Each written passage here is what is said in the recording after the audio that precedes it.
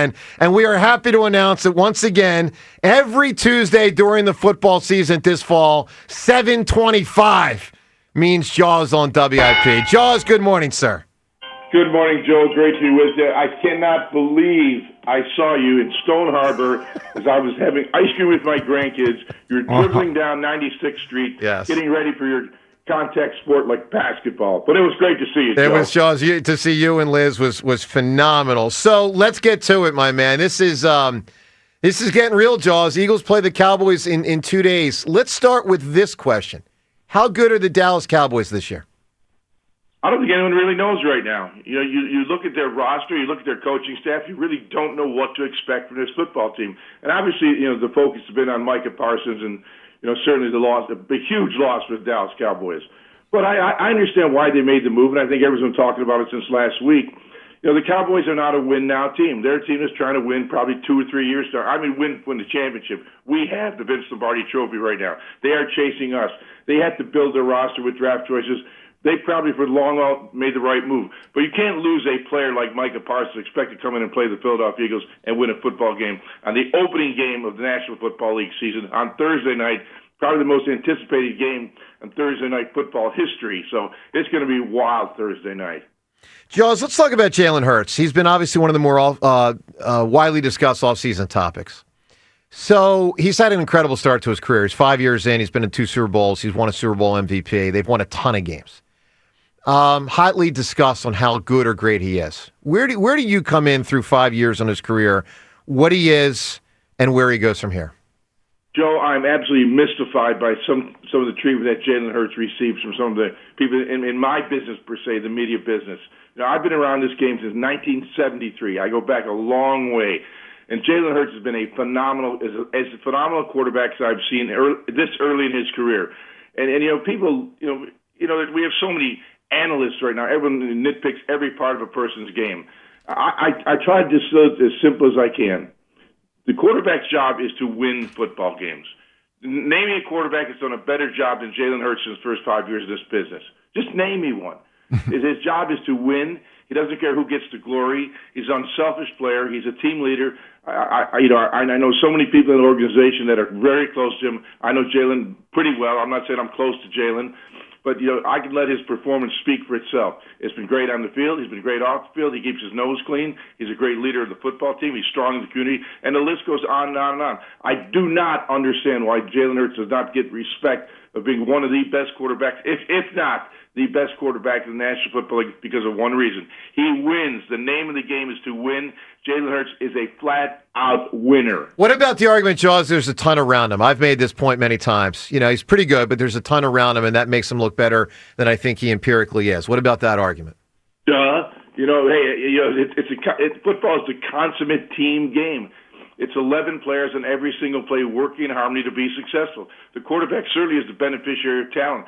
Howie Roseman, Jeffrey Lurie have done a phenomenal job of building this football program to one of the best, if not the best, in the National Football League right now. It's been a hell of a run. And certainly, football being the consummate team game, the quarterback is the beneficiary of that. No question that there's a great team around him. But that's how you become successful in the greatest of all team sports, football. After this game, holy cow, in the next couple of days, how will we perceive that Jalen has changed? This is a little prediction radio right now. How will this new offense how will he have adapted? How will we perceive he has grown after this game, Jaws? Yeah, John. I'm not looking for anything. He's shown me enough of what he can do as a quarterback, as a leader, as a team-friendly guy. Jalen does not care about numbers. He just doesn't. That's so true. And as you know, John, that's unusual for quarterbacks. It really is. The numbers, Yeah. I guess that's why some people don't know what to make of it still, Jaws. Well, because he does so many things, and to me, it's been fun watching him grow from the outside as an analyst and seeing not only his mental approach to the game, the way he's gotten better reading blitzes, getting the ball out of his hand. Now, any quarterback in this league is going to have some foo-bars every once in a while, but sure. He has very few of those. And when you look at his offense, the offense is going to have to carry this team, by the way, I think early in the season until the defense finds their way. But, you got Steen starting at right guard. Other than that, you've got the same team coming back from a Super Bowl championship. So I'm excited about this offense. I'm excited about Jalen Hurts. I'm excited that Kevin Petula is going to take over this offense. I think he'll probably be a little more aggressive than Kellen Moore was. At least I kind of get that feeling. Aggressive, like I think you'll see this offense open up a little more. Open it up, like attack downfield, aerially speaking. Well, you don't want to take the ball to Saquon Barkley's hand, but I think the opportunities will be there just like they were in the Super Bowl. When you're running the football, all of a sudden the safety starts cheating up and you get those shots down the field. I think you will see a much more open offense. I really do. I love the sound of that. So tell us about Darius Cooper, John Mechie, the new additions who would be beneficiaries of a enhanced passing attack. Well, Mechie is tough. And, if you're going to play that slot position, not only is he quick and fast, he's tough. And if you're going to play inside, he can play inside and outside. He can get you yards after the catch.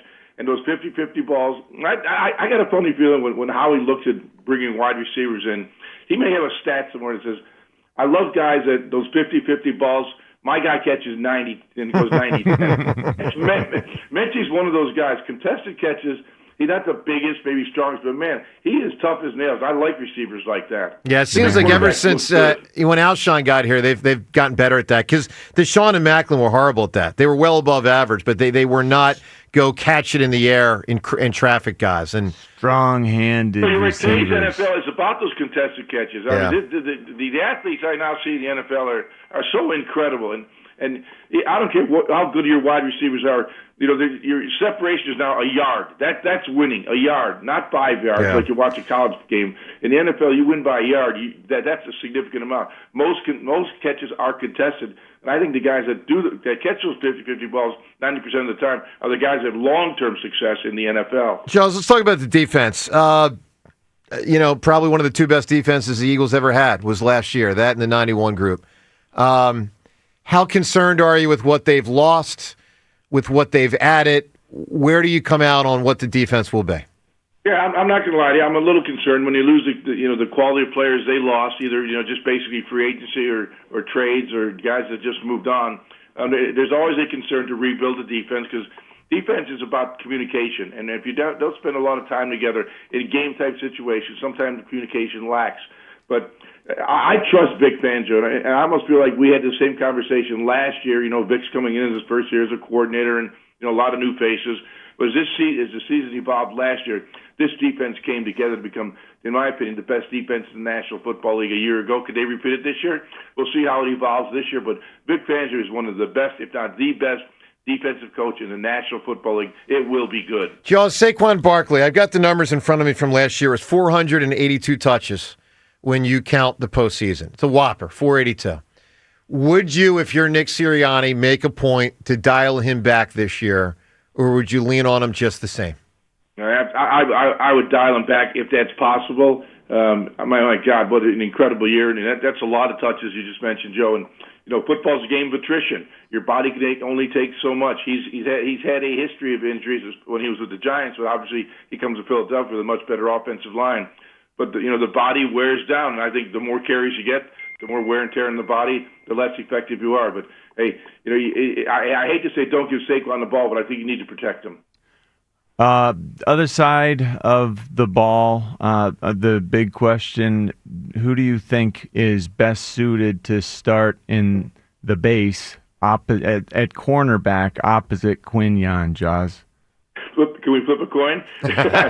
There's deep analysis right there.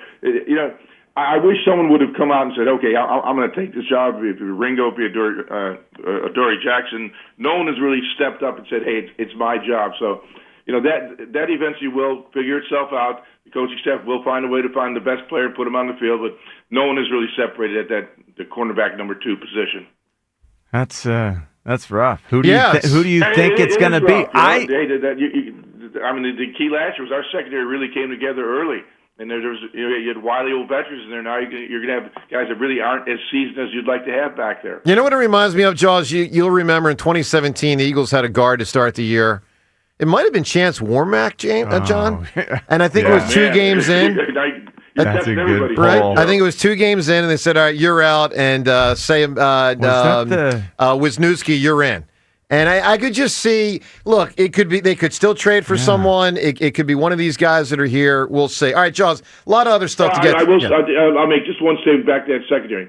The quickest way to lose games in the National Football League is be weak at corner. And we know what Quinion is, one of the best in business now. We got to solve that number 2 spot. You don't want to have a weakness at the cornerback position. And, Jaws, I'll say this, and I think this will resonate with all Eagles fans listening. We saw the Eagles last decade lose a lot of games because of that issue. Not in 2017, but you go back to some of the chip years. There were some really weak corner years. And, I mean, James, you remember the Cowboys game when frickin' who was the receiver? Des Bryant. Yeah. The 3 touchdowns in 2014. Yeah. It Bradley Fletcher. And then Deshaun got them the next week, and it sunk the season. Anyway. All right, Jaws, let's get some other stuff. Who is the biggest threat to the Eagles in the NFC? Last year it was a healthy Detroit, but they weren't a healthy Detroit at the end of the year. Who's the best NFC team besides the Eagles? Oh, I think the Green Bay Packers right now, getting Micah Parsons made them kind of the team that'll challenge the Eagles. There's no doubt in my mind. Jaws, did the Super Bowl, let's broaden this out a little NFL stuff here across the league. Yeah, I love it. Did the Super Bowl show that the Kansas City Chiefs aren't the Kansas City Chiefs anymore? They still have Mahomes and Reed, but the infrastructure might not be what it used to be. Yes or no? Yes, they're still a team to beat in the AFC. They don't have to rebuild. They're going to reload. They have great talent. They were depleted in their offensive line. We got them at a good time last year. Joe Tooney could not block anybody up front playing left tackle for the Chiefs. He's now not part of their team anymore. I think defensively they were banged up as well. I spent some time with Steve Spagnuolo down the Jersey Shore in June, and clearly he thinks that they've rebuilt their defense to a point where they'll be back to where they were before they had suffered all those injuries. So I think the Chiefs are still a tough team in the AFC. What about Washington, Jaws? They were coming on at the end of the year. Eagles thumped them, but some of that was Washington kept fumbling the ball. How good are they? They're good. There's no question. They solved their quarterback issue. Jaden Daniels is one of the best. He had a phenomenal season last year. I don't think they're as deep as the Eagles are right now. That'll be the advantage for us. All right, Jaws, and final thing, and we're going to be doing it with every guest. And reminder to everyone listening, Jaws with us every Tuesday, 7:25 to about 7:40 every Tuesday. Jaws, final thing, we'll do it with each guest this week before the game. Season prediction. Let's find out if James Seltzer has his drum roll ready. John Ritchie, I say he does not. I think he's scrambling around. Drum roll. Ron Jaworski, the 2025 Eagles in a 17-game season. How many regular season wins? 12 wins, Joe. Thank you for the drum roll. You got it. A 12-5, and will that be a division winner? It seems like it probably would, but not a sure thing. 12 wins, does that get it done? Yes, it does. 12 wins, and you win it. Love it. Jaws, stay well, pal. We so look forward to talking to you each week. Wonderful seeing you down the shore this weekend, and we'll see you soon. Thanks, Jaws. You guys, going to be a fun year. Absolutely. All right, the great Ron Jaworski has to be with us every single Tuesday.